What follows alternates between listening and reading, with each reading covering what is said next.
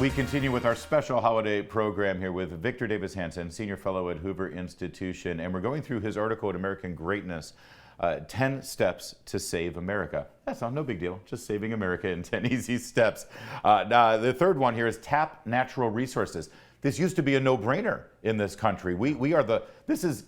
People say God shed his grace on this nation. Seriously, when we figured out what we were sitting on here in this country, we have everything we need. Why don't we tap those resources anymore? Is it just environmentalism?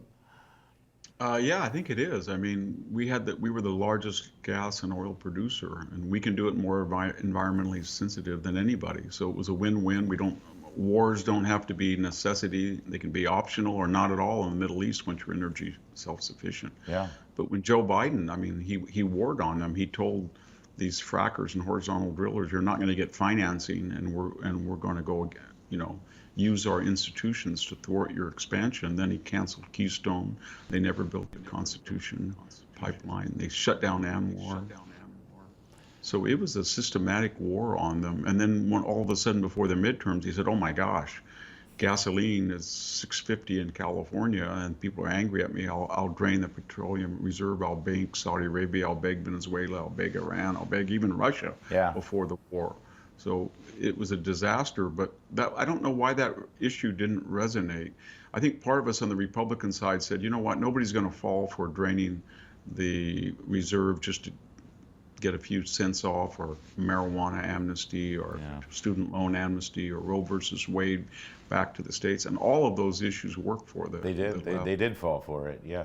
Our natural resources though go well beyond just gas and oil, don't they? Are you concerned? I'm sure you are, about China's infiltration into countries with their the precious minerals. And I am.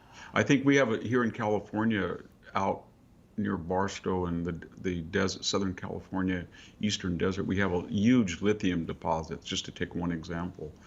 And I think maybe we can exploit those if the green opposition sees that they won't be able to have a car battery without it. But otherwise, this country has more of everything than almost anybody in the world, and we have the technology and the expertise to do it very soundly and safely. And yet, it's not just environmental, though. I think it's some kind of a regression back to nature, or a suspicion of the mechanical age or materialism the left wants. It's part of this new woke agenda of equality result, that they feel that a gradual impoverishment of everybody is a way to achieve equality. Yes, they write their wicked Facebook post or tweet about environmentalism and saving the planet on their Apple computer, which is chock full of all of the things that have been made by destroying the planet that they love. Let's get to the next one. It's oppose discrimination.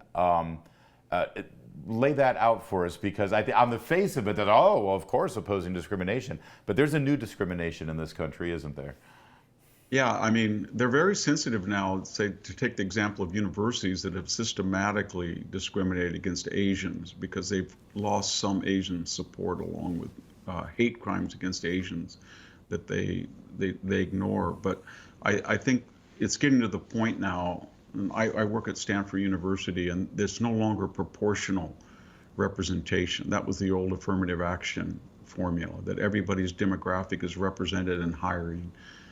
But after George Floyd, it's repertory. So if you look at the Stanford website, they are bragging about the class of 2025 that say 23% of the incoming class is so-called white, and 52% is female. So you're looking at maybe 15% of the university is going to be white males, even though they make up 33% of the general population at least. And when you add legacies and athletes, it essentially is saying, and Princeton and Yale are almost exactly the same. These very exclusive colleges are saying, we don't want any white males at all from the working classes. If we have to have them, they're going to have to be big donors or legacies or alumni kids or faculty kids. And that's just overt racism, and everybody knows it, and we don't seem to be able to object in any concrete fashion that brings results. Well, this is this insidious notion of anti-racism, right? And being an ally. It's like, it's not good enough that you're not my enemy. You need to be my ally. And being an ally means you do whatever I say you have to do to fight for me. Yes. It's discrimination under the guise of non-discrimination. It's very dangerous too, because if you look at hate crimes, FBI statistics, to the degree that they're updated, I think we're back to 2019, African American youth, and that's not all of that, but under the guidelines of race, are committing almost 2.5 times the number of hate crimes in a disproportionate fashion to their percentage in the population. Anti-Semitism seems to be epidemic in the African American community. But when you adopt an anti-racist platform or formula, whatever term, then you can't even legitimately say the black community has a problem with anti-Semitism and hate crimes directed against Asians and Jews. And it's about time that going way back, whether it was Farrakhan or Town from Jesse Jackson, or Al Sharpton saying, get your yarmulke and come over here, or Reverend Wright said that Obama doesn't, the dim Jews don't allow me to talk to Obama. Right. There's been a systematic, to use their term on the left, effort to just quiet any discussion of anti-Semitism in the black community. And it's growing, and you can see it everywhere. Yeah, we saw it rear its head just last month with Ye West and some pretty odious remarks from him as well. Yeah. Let's get this. Actually, all this talk about discrimination in the admissions at Stanford brings us to your next point, which is disrupt and reform higher education. I do love the fact that you lead with disrupt. And since you're there in Stanford, you know this better than anyone. Lay it out.